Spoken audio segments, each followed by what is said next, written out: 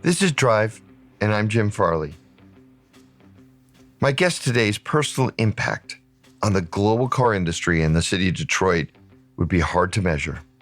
Bill Ford is only the fourth Ford family member to lead the car company, which was founded 120 years ago by his great-grandfather, Henry Ford. For the past 25 years, he's led Ford with vision, values, and a deep connection to our employees. A few years ago, Bill drove by Detroit's long-abandoned train station, which had become a symbol of the fall of Detroit. And Bill said to himself, I'm going to do something about that. And then he got to work, and he rallied our entire city behind him. This summer, Michigan Central Station will open its doors once again after 30 long years. Fully restored, it's the jewel of Detroit, and it's a hub for mobility innovation. Please welcome Bill Ford, who also happens to be my boss. You know, one of the things that struck me a lot was interviewing for this role I'm in and how you saw that, because you had been in my shoes, you know, in this role. How does a CEO hiring process work in your eyes from your experience? Well, you know, it's funny. I remember, I always knew you were going to be a fantastic CEO, but I remember the things that I told you then that probably at the time seemed either unimportant or not terribly relevant. I said, there will be three things about this role that you will find that maybe will surprise you. The first won't surprise you because you've heard it, but it's lonely. There aren't many people you can talk to. And at the end of the day, it all is on your shoulders and everybody else can give you advice. But in the end, it's you and you have to make that call. And you can't have a bad day around your team. So it's not like you can moan and groan about how difficult things are. Two, I said, the business problems will be the easy ones. You'll look at all the data, you'll make your best judgment, and you'll go forward. Yes. But it'll be the people problems that will really drive you crazy and keep you up at night. Mm-hmm. And then finally, knowing you as I did through the years, I mean, you are a very definite person. And yes, no, black, white, stop, go.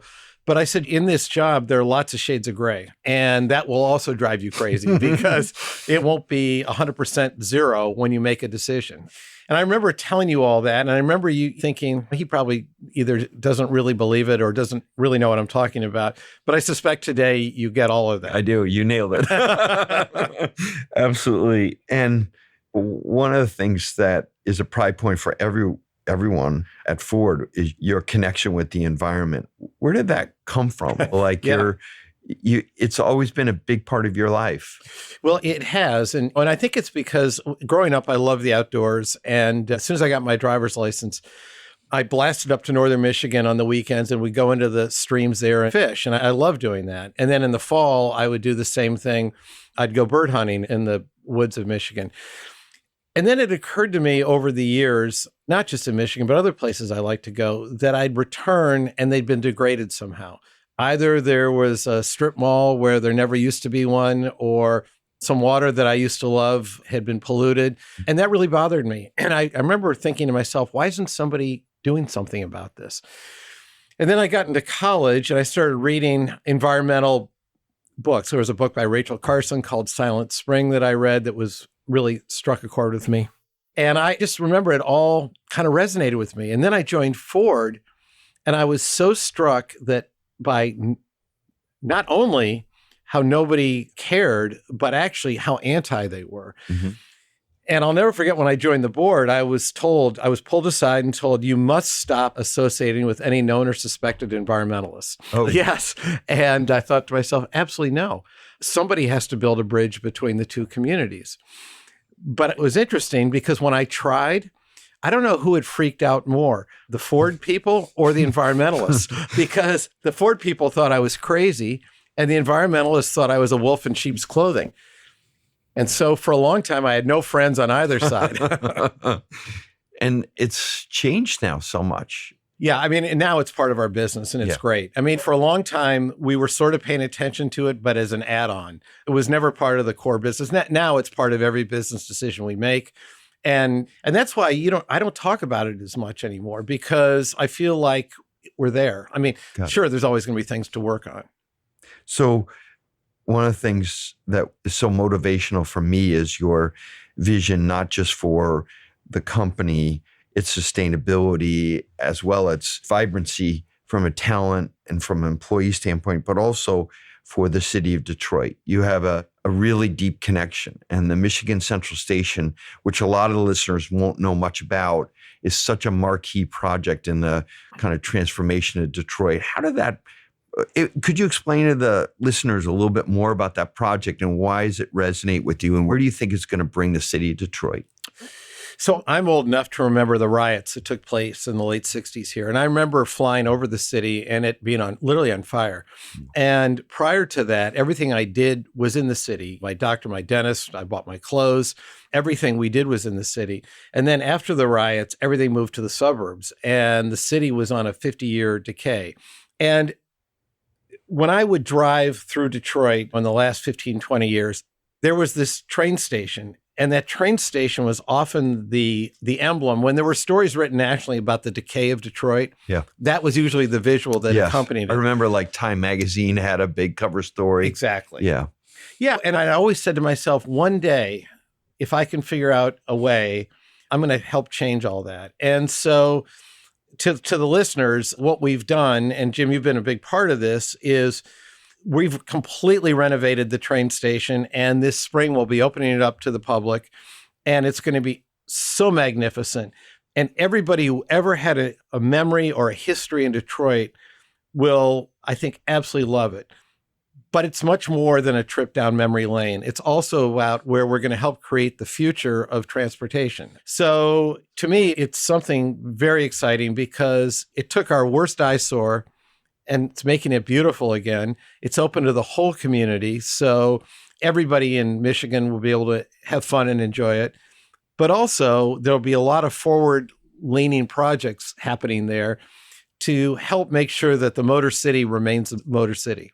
And your family, Ford family, I think everyone in the U.S. knows the story of the Ford family, but many of them will not have had the luxury of learning about your perspective. Could you tell a little bit about your grandfather and your dad and their connection to Michigan and the industry, as well as what made them tick as people? Yeah. I mean, so actually, my dad's side, it was Henry Ford. My mother's grandfather was Harvey Firestone. So when my parents got married, it was more like a merger than a marriage, I think. But, American royalty. Yeah, exactly. So I really grew up steeped in the history of industry. And my dad had so many stories growing up of Henry Ford and kind of all the mischief that the two of them used to get into together. And my father was quite a character, and I think Henry Ford was too. And so I grew up with all those stories, and I was always fascinated by them. But I remain this way today. Is interesting as the past was, and it really is, I'm much more interested about what happens next. Yeah. I was a history major in college. I love history. I read. That's all I do is read history in my spare time. But to me, it's almost to inform what happens next. And so I love my history of the Ford history. I love growing up with it. I love all the stories around it. And I love all the cars and trucks that I've had access to my whole life. And speaking of that, what's your perspective on the importance of our industry to our country? Well, I think you only have to go back to a couple of big events. One, World War II, when we were truly the arsenal of democracy. But much more recently, when COVID struck, we were the industry and we were the company to gear up and really go to bat on behalf of our country. And I think if our country ever loses that, it will lose something that it'll never be able to replace. And I would go a step further. I don't think there's a single country in the world since the Industrial Revolution that has been a strong country that didn't have a strong industrial base. Yes. And you and I have both seen in our lifetime countries that have lost their industrial base. UK is a good example. Yeah, yeah, exactly. And when that happens, it's a downward spiral. One of the pleasures of being in this role is to watch you walk through a plant. Your connection with the employees, I saw it even at a Lions game. Your connection with people is something that is so fundamental. Can you tell us about what happened at the Rouge and that moment in time and how you looked at it as a person? Yeah, well, so this was back in, I think it was 99 or 2000. I had just taken over as chairman very early. And I saw smoke rising from my window. And then shortly thereafter, somebody came into my office and said, there's been a terrible explosion at the Rouge. So I grabbed my coat, and I'll never forget, our chief lawyer said to me at the time, where are you going? And I said, I'm going to the Rouge. He said, no, you can't. And I said, why not? And he said, well, it could be very dangerous physically. We could have liability issues.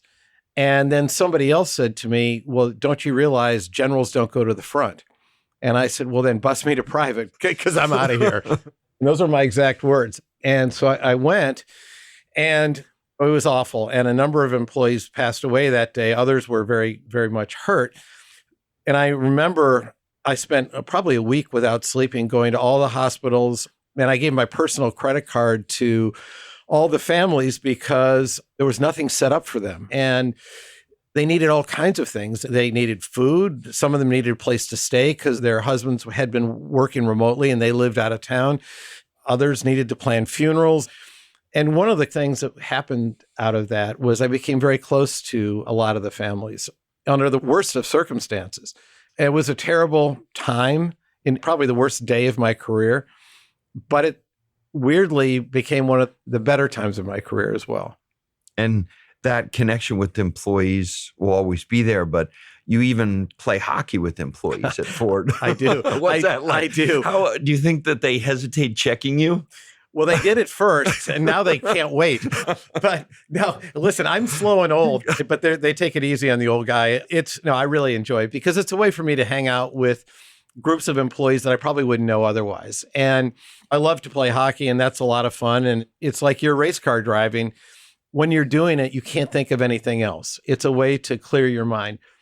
But for me, it's also a great way just to hang out with a group of employees and get to know them away from work. And I love that. You certainly had a lot of unique experiences.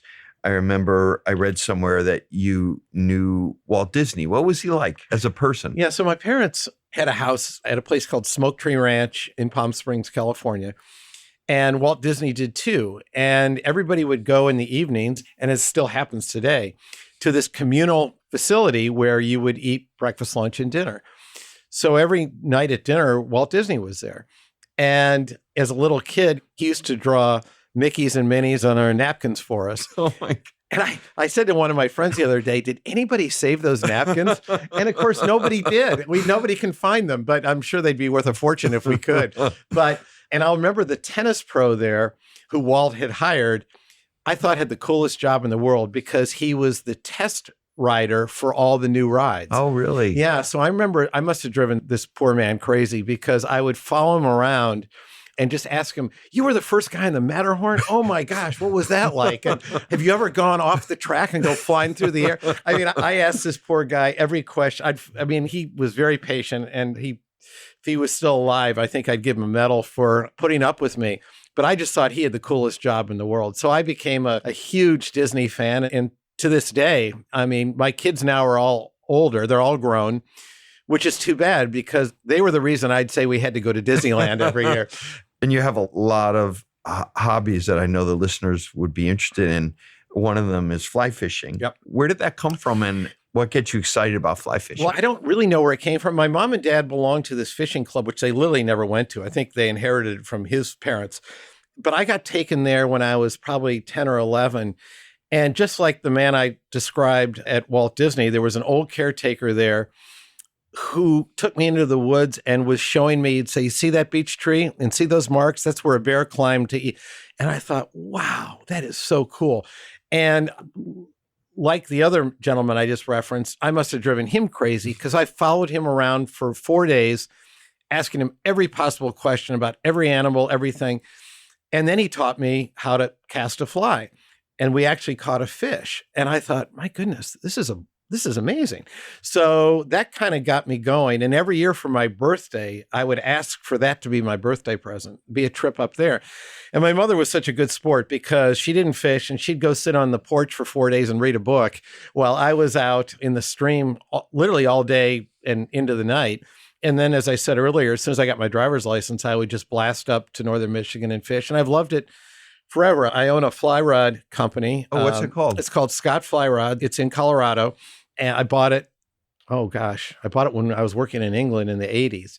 And I live vicariously through those guys because they take all the great trips around the world. And I see. so, yeah, it's quite different than hockey, but it's the same in that if you're doing it, you can't let your mind wander, because if you do, your fly's in a tree and it always takes you someplace pretty. That's what I love about fly fishing.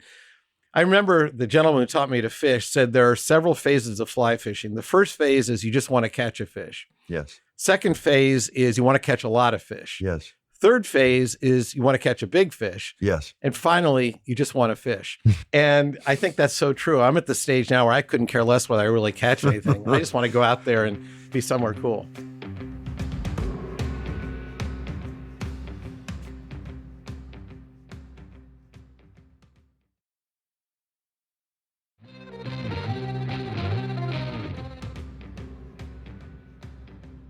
I remember seeing you on the podium when we won Le Mans in 2015-16.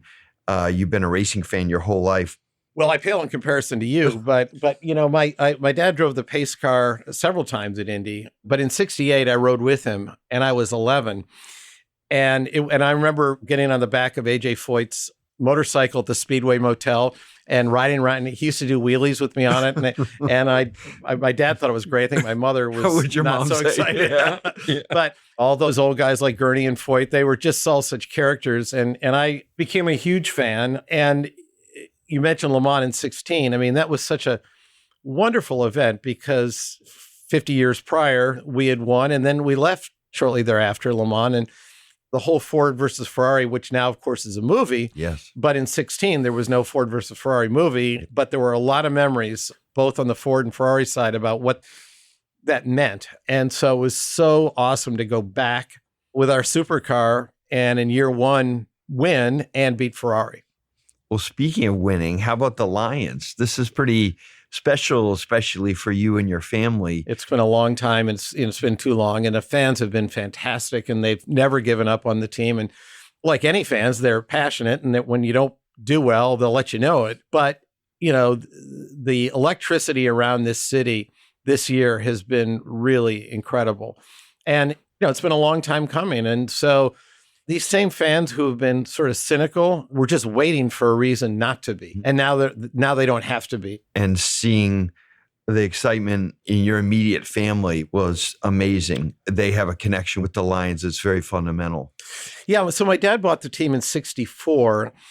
It's funny. I don't think he ever really meant to own the team. He was one of a minority. He was a very small minority owner. Oh, I didn't know that. Yeah. And what happened was there was a big proxy fight among all the owners. And apparently they were in two divided camps and they couldn't come together.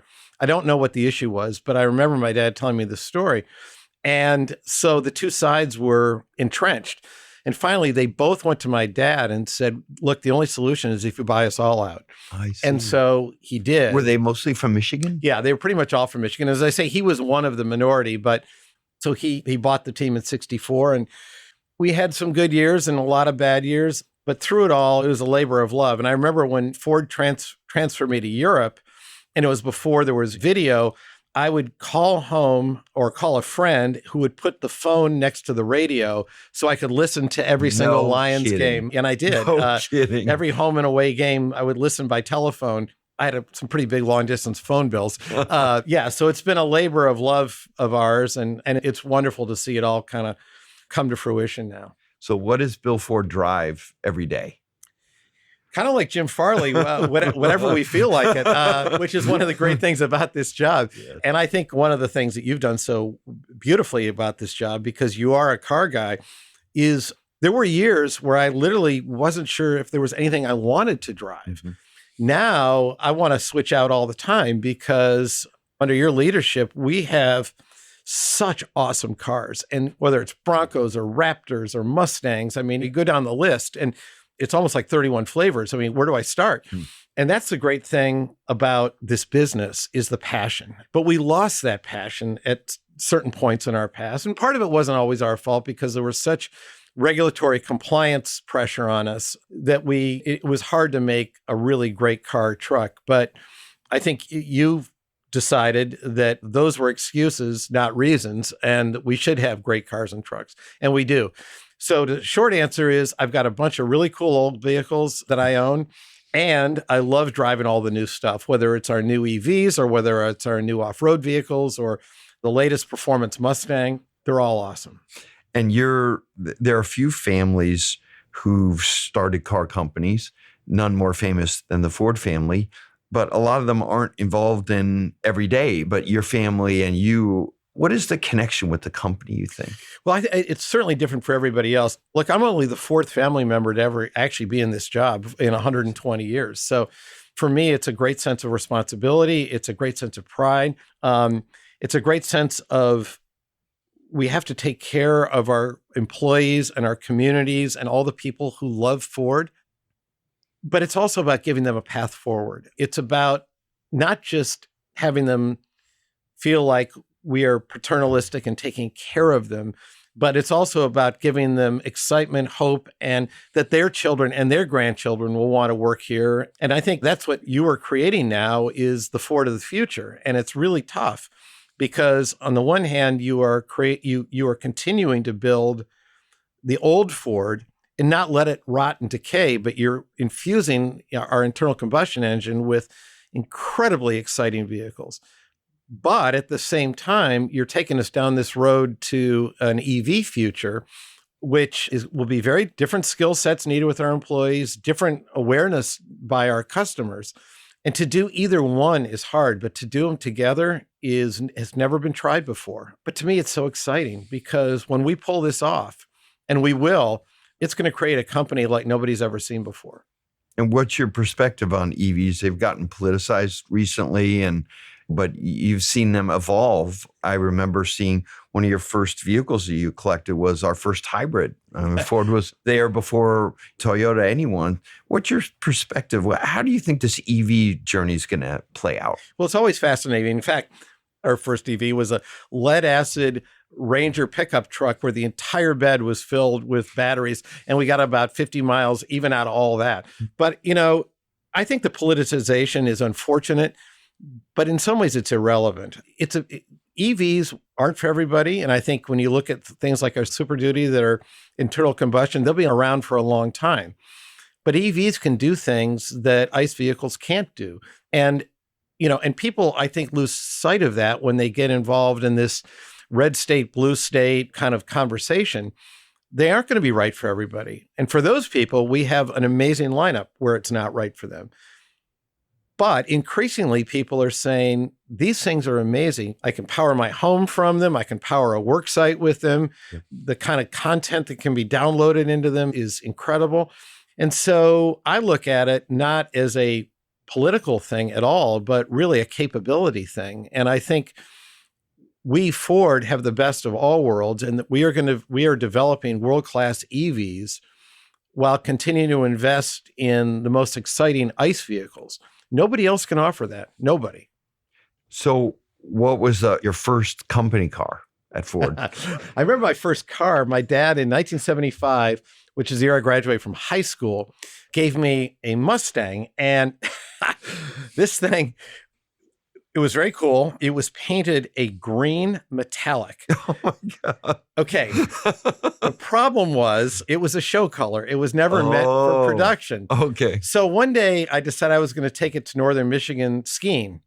So I drove up to Northern Michigan. The temperature dropped below zero that night. I walked out the next morning and the paint was literally standing up straight in strips. And the whole thing had just disintegrated. Yeah, exactly. The show color had disintegrated. So that was my very first car. It was very cool, though. It was tan leather interior with green metallic paint, at least for a while. And that was the first car. The first car I ever drove. Yeah. So one of the cool things about growing up was my dad brought home pretty much everything. Yes. So when I was probably about 8, 9, or 10, I'd get on his lap and we'd drive around our driveway, and that was fine. But what he loved to do was, if you come down the driveway to my parents' house, in front of the house, it was a circular driveway. So my dad, whenever it would snow, would do donuts in our driveway.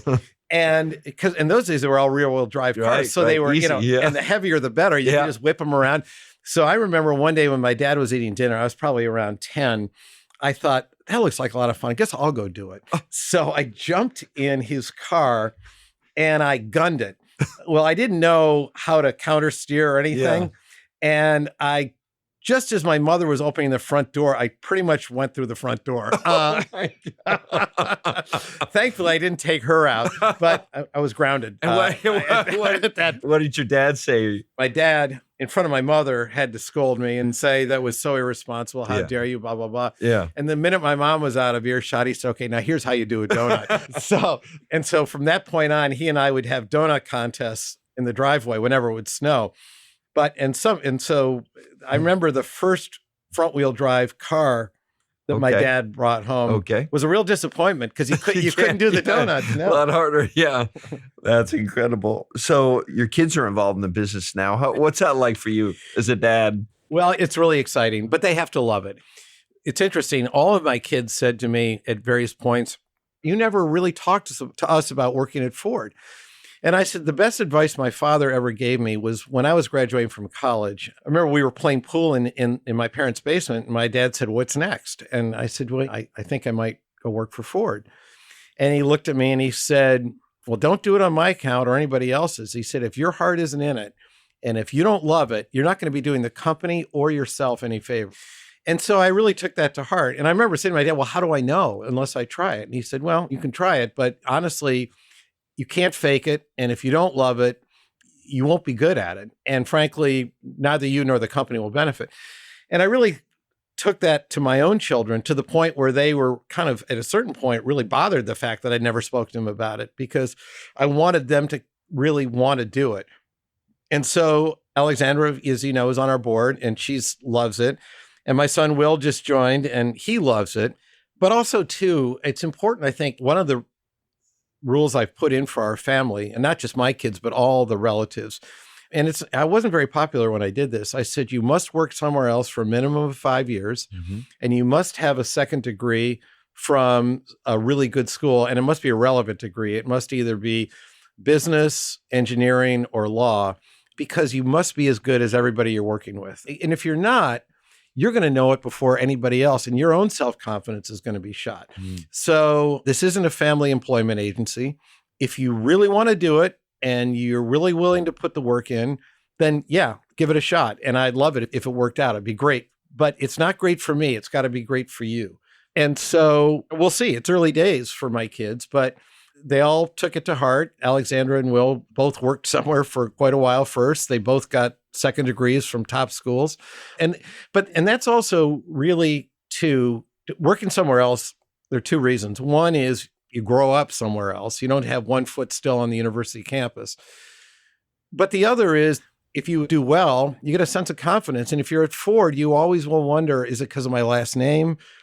Am I really good enough? Or are people just not telling me the truth? If you succeed somewhere else first, you'll have a much better sense of that and also what you really want to do in life. So yeah, I hope more family members join, but they have to earn it. And that's something I've heard you say many times, that our industry can be too isolated and too self-absorbed. Do you feel like with all the technology now, we're starting to break out of that, or will that always be a risk? No, I don't think it was a risk my entire lifetime. And look, the Motor City, that's what it was. And then for most of my career, I was just shocked at the lack of curiosity by our executives towards what was going around in the world.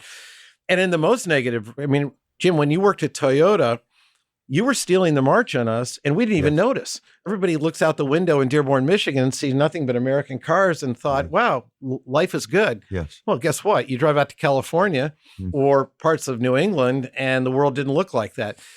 That's at the most basic level. But then with technology and everything else developing, I was terrified that our insularity was going to kill us as a company.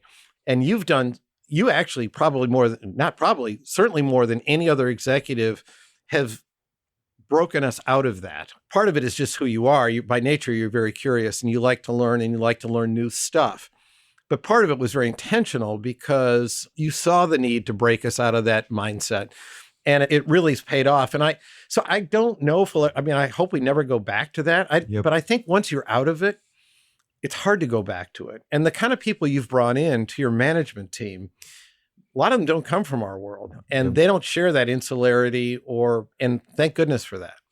Well, I have one question I ask every guest, and I have to ask you, and I've been a little bit worried about asking you, but do you have any advice for me? Jim, I've given you all the advice I can give you. And so, no, look, the one thing that I think you do so well that I've seen so many CEOs do badly is you've remained authentic. I think that somebody once told me about this building, which for our listeners who don't know, it's a glass building. And somebody once said, the higher you get in this building, the windows start turning into mirrors. You start to believe your own greatness, your own press clippings. You're surrounded by people who tell you how wonderful you are and how great you are. And it's so dangerous. And yet it's so seductive because everybody likes to hear good things. Yeah. And so I think what you've done, which most people don't do, is you've grounded yourself before this job and you know what's important to you. And I would say this, the saddest thing, maybe, and I don't need to give you this advice, but because you're already doing this, but the saddest thing I've ever seen is an ex-CEO. And why do I say that? Because when the music stops, they often don't have a close family. They've lost their friends along the way. They don't really know who they are or where their place in the world is. And nobody's telling them how great they are anymore, and they're lost.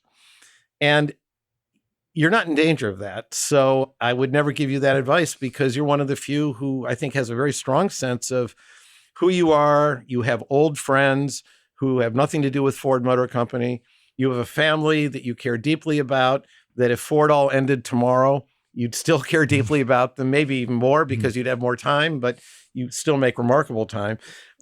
I think that's all that matters, really, is family and old friends, because they're the ones who will tell you. And that's what the other thing is. We all need people that will tell us when we're acting like idiots, right? And there are no shortage of people in my life who will tell me what you just said. Yeah, well, I'm afraid in my life, I give them lots of opportunities. Same right here. I guess the natural question for me to ask on behalf of all the people listening is legacy. What do you want legacy for you to be? Because you're always looking for what's next for you and your family, but especially for Ford Motor Company. Well, that's really hard for me to answer because that's a backward-looking question rather than a forward-looking question. To me, a legacy is not something you can plan for. It's a fallout of everything you do, right? And so I guess at the end of when I'm finished with this or they kick me out of here, it'll be for others to figure out whether I made a difference or not. I don't know. I mean, I guess I'm so interested in tomorrow that the idea of a legacy kind of scares me, actually, because it implies there are no tomorrows. Yeah. So I don't know, but I don't believe I have seen CEOs try and plan for the legacy, and you can't do that. A legacy comes from what you've done. Good, bad, indifferent, all the people you've affected positively, negatively, it all adds up to your legacy. And all you can hope for, at least in my case, is that the positive side slightly outweighs the negative side. And if that happens, I'll be very happy. Well, Bill, I couldn't imagine doing this job without you, the way you lead, your vision for our community, for the company. It's such a privilege. And thank you so much for taking time to share a little window into your life and your experiences. No, thanks, Jim. And thank you for all you're doing. I mean, you're an amazing CEO, and I believe that. And I'm not just saying that because you're here. And I tell everybody that. And I can't tell you how much I personally just enjoy working with you. I've worked with a lot of executives, and some have been great, some haven't been so great. But on a personal level, I've never enjoyed it so much as doing it with you. Same. Thank you so much, Bill, for your time. Thanks, Jim. Yeah, thank you. Drive is produced by Jesse Baker and Eric Newsom of Magnificent Noise. Our production staff includes Julia Nat, Eva Walchover, and Kristen Muller, with help from Lori Arpin, Krista Gentile, Max Owen Dunell, Catherine Sanders, Darnell Macon, and Mark Truby. Our host is Jim Farley, and this is Drive.